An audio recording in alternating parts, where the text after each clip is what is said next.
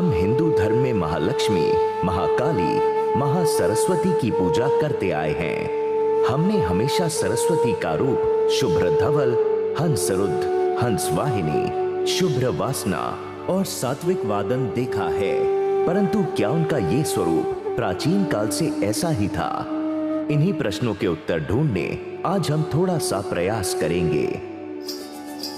सरस्वती के त्रिविध रूप हमें ऋग्वेद में दिखते हैं और उनको महानदी, वाग्देवी और देवी के रूप से जानते हैं। सरस्वती को हम शारदा यानी सार और दा अर्थात श्रुति का सार देने वाली, सरस्वती यानी सार और स्वा और वती अर्थात आत्मज्ञान का सरस्वत देने वाली आत्मशक्ति हैं।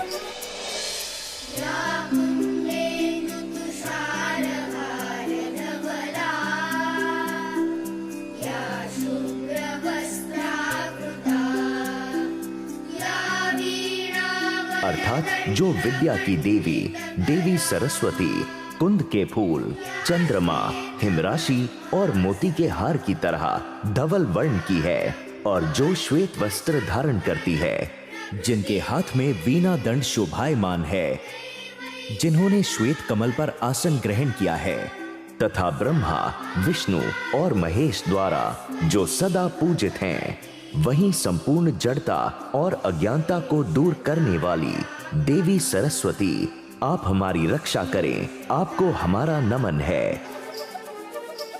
मां सरस्वती को शारदा, सतरूपा, वीणापानी, वाग्देवी, वागेश्वरी, भारती आदि कई नामों से जाना जाता है।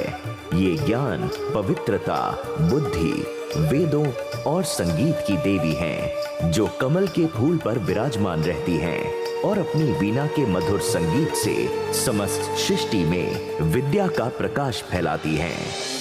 सरस्वती के कुछ और सुंदर समानार्थी नाम के उदाहरण भी हैं, जैसे कि ब्रह्मिणी, ब्रह्मा की शक्ति, ब्रह्मी, विज्ञान की देवी, भद्री, इतिहास की देवी, वाणी और वच्छी, सुंदर आवाज और संगीत के प्रवाह की देवी, वर्णेश्वरी, अक्षरों की देवी, कवि जीव ग्रवासिनी, जो कवियों की जीभ पर रहती हो। आइए जानते हैं मां सरस्वती के जन्म से जुड़ी कुछ बातें।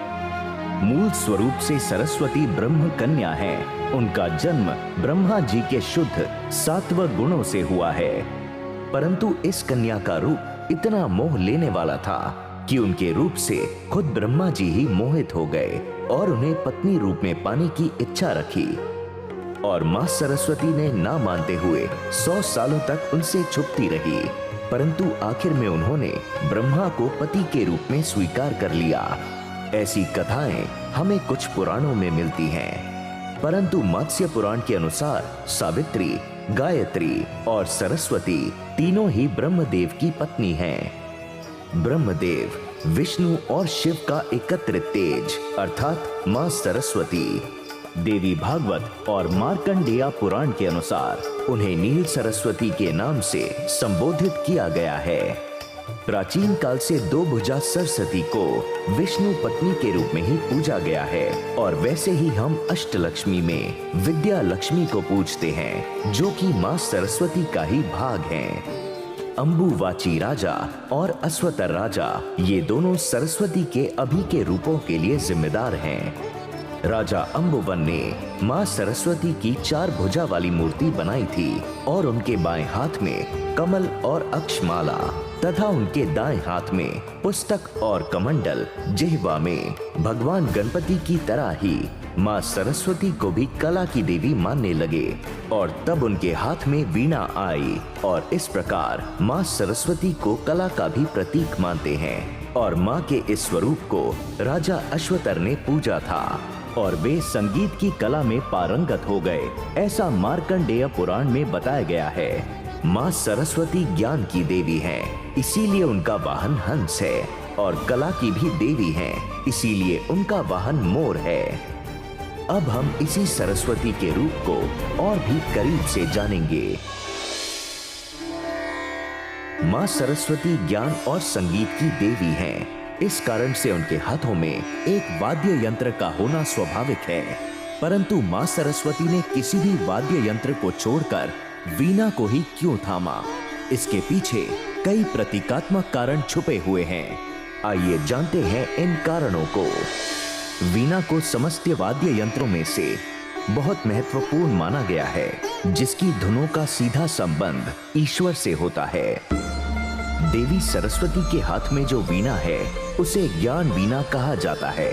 ये वीणा अध्यात्म, धर्म और चेतना का प्रतीक मानी जाती है। जब वीणा को बजाया जाता है उसमें से निकलने वाली धुन चारों ओर फैले अज्ञान के अंधेरे का नाश करती है। सरस्वती ने वीणा के ऊपरी भाग को अपने बाएं हाथ और निचले भाग को अपने दाएं हाथ से थामा हुआ है। अर्थात ये मुद्रा ज्ञान के हर क्षेत्र पर निपुणता के साथ बुद्धि के नियंत्रण को दर्शाता है। माना जाता है कि वीणा के भीतर अन्य सभी देवी देवता भी विराजते हैं। ये कथन भी माननीय है कि वीणा की गर्दन के भाग में महादेव, इसकी तार में पार्वती, पुल में लक्ष्मी, सिराय पर विष्णु और अन्य सभी स्थानों पर स्वयं सरस्वती का वास होता है। इसी कारण से ही वीणा को समस्त सुख प्राप्ति का स्रोत कहते हैं। वीणा की धुन सृष्टि रचना की मौलिकता को प्रदर्शित करती है। इसके सुर और सरगम ब्रह्मांड में प्राण भरने का कार्य करते हैं। वीणा की तारें जीवन को दर्शाती हैं। इसके स्वर स्त्री शक्ति का भी प्रतीक माने जाते हैं। धुन के अतिरिक्त इसकी कंपन दैवीय शक्ति की तरफ इशारा करती है। ज्ञान का प्रचार और प्रसार सदैव दक्षता और कलात्मकता से किया जाना चाहिए। वीणा की तारें इंद्रियों का भी प्रतिनिधित्व करती हैं, अर्थात मनुष्य को अपनी इंद्रियों को खुद ही नियंत्रण में रखना चाहिए। वीणा का दैविक नाम कश्यपी अर्थात मादा कश्यप है। ये सिखाता है कि किस तरह निष्क्रियता के समय कश्यप अपनी सभी इंद्रियों को हटाकर खुद को सुरक्षित कर लेता है। इसी प्रकार से मनुष्य को भी अपनी इंद्रियों और इच्छाओं को नियंत्रित कर लेना चाहिए। सफेद साड़ी स्वच्छता और पवित्रता का प्रतीक है। ये सफेद वस्त्र हमारा मार्गदर्शन करते हुए सिखाता है कि जहाँ स्वच्छता एवं अनुशासन होता है वहाँ ज्ञान स्वयं ही अपना बसेरा बना लेता है। सरस्वती को चार भुजाधारी भी कहा जाता है। इनकी चार भुजाएं हमारे व्यक्तित्व के चार पहलुओं मन, बुद्धि, सतर्कता एवं अहंकार का प्रतिनिधित्व करते हैं। वैकल्पिक रूप से इन्हीं चार भुजाओं को हिंदू सनातन धर्म के चार वेदों का प्रतीक भी माना जाता है।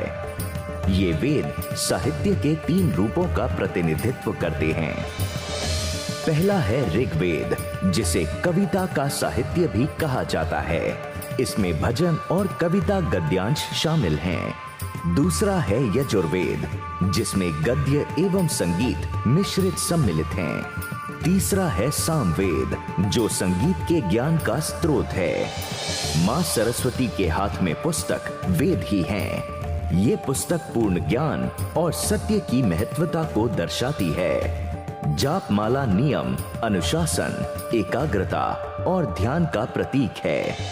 सफेद कमल का फूल पवित्रता और निस्वार्थ भाव का प्रतीक माना जाता है, जो हमें बताता है कि संसार में रहते हुए भी हमें सांसारिकता में नहीं पड़ना चाहिए। जिस प्रकार कमल कीचड़ में खिल जाता है पर मैला नहीं होता, उसी प्रकार हमें भौतिक दुनिया से दूर रहना चाहिए। मोर नृत्य और सौंदर्य का प्रतिनिधित्व करता है, जो कि ज्ञान और विद्या का ही भाग माना जाता है। कुछ शास्त्रों में मोर को सौंदर्य के कारण आए अहंकार और अनिश्चितता का प्रतीक माना जाता है, परंतु ऐसा प्राणी भी मां सरस्वती के समीप आकर पवित्र और दिव्य हो जाता है। अर्थात अपने ज्ञान प्रकाश से मनुष्य के अंदर पैदा हुए अहंकार और अनिश्चितता जैसे भाव को भी नियंत्रित किया जा सकता है।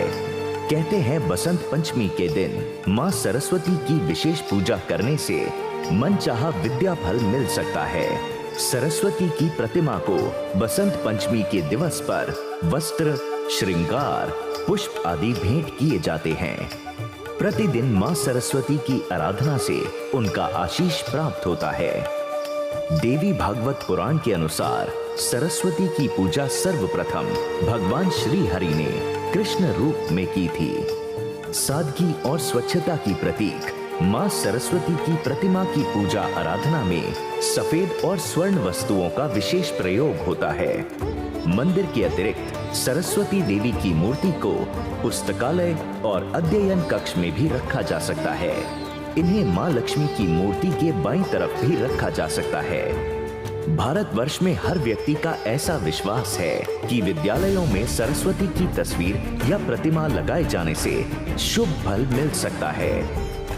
इनकी प्रतिमा के दर्शन मात्र से विद्यार्थियों की विद्या में रुचि उत्पन्न होती है। बच्चों का ध्यान भी नहीं भटकता, मन स्थिर रहता है और कार्य के क्षेत्र में नई ऊर्जा का संचार होता है। सत्य का पालन करने से धर्म का भी प्रचार होता है। सरस्वती पूजन और फल। भारतवर्ष के कुछ हिस्सों में सरस्वती के यंत्र स्वरूप में पूजा की जाती है। सरस्वती हर कलाकार की दीनी पूजा का हिस्सा होती है। भगवान की मूर्ति के प्रतीकों द्वारा बताई गई बातों को यदि हम अपने जीवन में अपनाएं, तो अवश्य ही हमारा जीवन सुख, शांति और समृद्धि से परिपूर्ण हो सकता है।